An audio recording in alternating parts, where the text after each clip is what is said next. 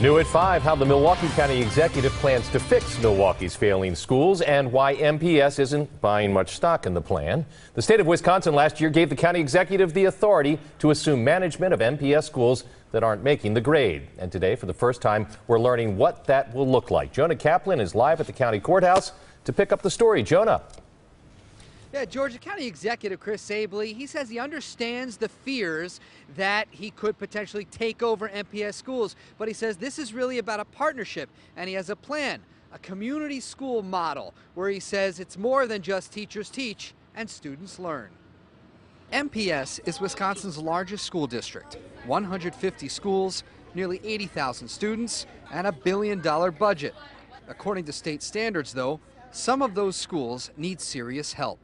One of the issues facing struggling schools is reading proficiency, and it is below average for MPS and below average for the state. The last state budget gave the Milwaukee County Executive this assignment: help improve the 53 schools getting poor grades. But he only has to start with one for next year. Chris Abele hasn't picked the school yet, but we now know he wants to use the community school model, which helps families beyond the classroom. Poverty is a very big factor in a lot of the schools that we're talking about here, and that's not something that teachers and principals can fix. Abele tapped Mequon-Thiensville Superintendent Demond Means to help, but skeptics have long feared the state law amounts to a takeover of MPS and its staff. I think it's more about any partnership that we go into, you want to know what it is that you're signing up for. In their latest proposal, Abele and Means are promising a total partnership with MPS. Driver says she's willing to listen, and her grade for the proposal so far is incomplete. We have a tremendous responsibility, one that we are privileged to have in terms of shaping the lives of the young people in the city. And we're responsible for their well-being, all 80,000 of them every single day.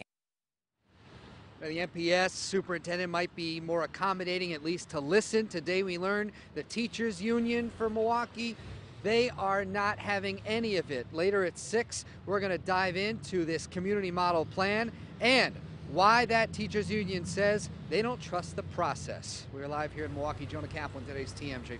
So, Jonah, what is the next step in all of this? Well, George, right now the plan is kind of on the table for MPS to review. They have until late June to get back to County Executive Chris Abele and say whether or not they're willing to have this partnership. If they don't, the law does give the county executive authority to kind of do what he wants to make the grade. Thank you, Jonah.